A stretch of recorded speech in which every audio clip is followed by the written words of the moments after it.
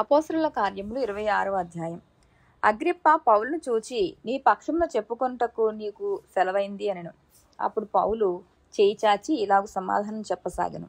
Agrippa రాజా, తమరు యూదుల్లో ఉండు సమస్తమైన ఆచారములను వివాదములను విశేషముగా ఎరిగిన వారు గనుక యూదులు నా మీద మోపిన నేరములన్నిటిని గూర్చి నేడు తమరి ఎదుట సమాధానం చెప్పుకొనబోచున్నందుకు నేను ధన్యుడనని అనుకొనుచున్నాను. తాల్మితో నా మనవి వినవలని వేడుకొనుచున్నాను. మొదటి నుండి యెరూషలేములో నా జనుల మధ్యను బాల్యం నుండి నేను బ్రతికిన బ్రతికి ఏలాటితో యూదులందరూ ఎరుగుదురు. వారు మొదటి నుండి నన్ను ఎరిగినవారు గనుక సాక్ష్యం ఇచ్చుటకు వారికి ఇష్టమైతే నేను మన మతంలోని బహునిష్ట గల తెగను అనుసరించి పరిసేయుడునుగా ప్రవర్తించినట్లు చెప్పగలరు. ఇప్పుడైతే దేవుడు మన పితరులకు చేసిన వాగ్దానం విషయమైన నిరీక్షణను గూర్చి నేను విమర్శింపబడుటకు నిలిచియున్నాను.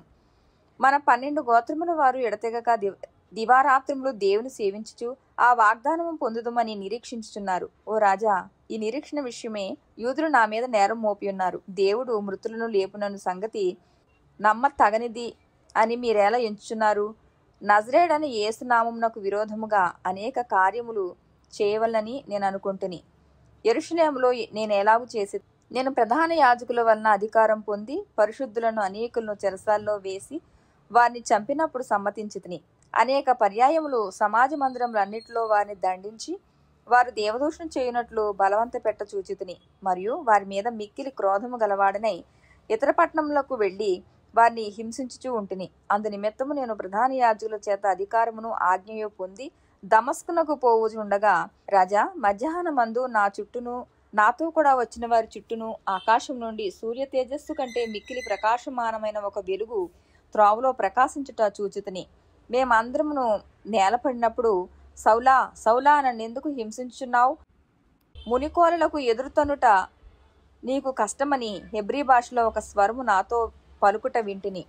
అప్పుడు నేను, ప్రభువా, నీవెవడవని అడుగగా, ప్రభువు, నీవు హింసించుచున్న యేసును, నీవు నన్ను చూచియున్న సంగతిని గూర్చియు నేను నీకు కనబడబోవు సంగతిని గూర్చియు నిన్ను పరిచారకునిగాను సాక్షినిగాను నియమించుటకై కనబడి ఉన్నాను.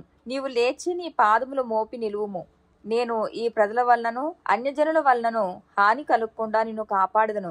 వారు చీకట్లో నుండి వెలుగులోనికిని సాతాను అధికారంలో నుండి దేవుని వైపునకు తిరిగి నా యందలి విశ్వాసము చేత పాపక్షమాపణను పరిశుద్ధపరచబడిన వారిలో స్వాస్థ్యమును పొందినట్లు వారి కనులు తెరచుటకై నేను నిన్ను వారి యొద్దకు పంపెదనని చెప్పాను. కాబట్టి అగ్రిప్పరాజా, ఆకాశం నుండి కలిగిన ఆ దర్శనమునకు నేను అవిధేయుడను కాక మొదట దమస్కులోని వారికిని యెరూషలేములోను యూదయ దేశమందంతటను తర్వాత అన్యజనులకును వారు మారుమనసు పొంది దేవుని తట్టు తిరిగి మారుమనసునకు తగిన క్రియలు చేయవలనని ప్రకటించుచూ ఉంటిని. ఈ హేతువు చేత యూదులు దేవాలయంలో నన్ను పట్టుకొని చంపుటకు ప్రయత్నం చేసిరి. అయినను నేను దేవుని వలనైనను సహాయం పొంది నేటి వరకు నిలిచి ఉంటిని. క్రీస్తు శ్రమపడి మృతుల పునరుత్థానం పొందువారిలో మొదటివాడుగుట చేత ఈ ప్రజలకును అన్యజనులకును వెలుగు ప్రచురింపబోనని ప్రవక్తులను మోషేయు ముందుగా చెప్పినవి కాక మరి ఏమీ చెప్పక అల్పులకును గనులకును సాక్ష్యమిచ్చుచూ ఉంటిని.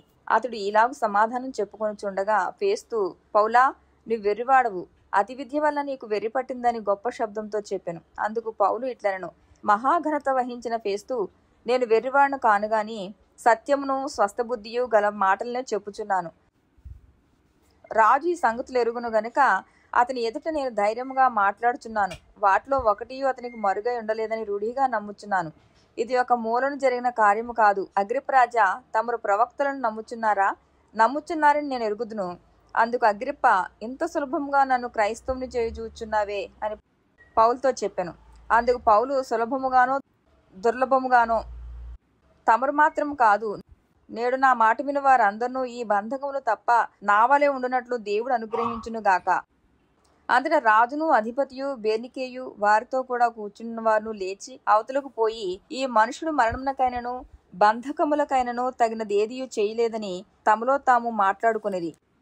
అందుకు అగ్రిప్ప, ఈ మనుషుడు కైసరు ఎదుట చెప్పుకుందునని అనని ఎడల ఇతనిని విడుదల చేయవచ్చునని ఫేస్తుతో చెప్పాను. ఆమేన్.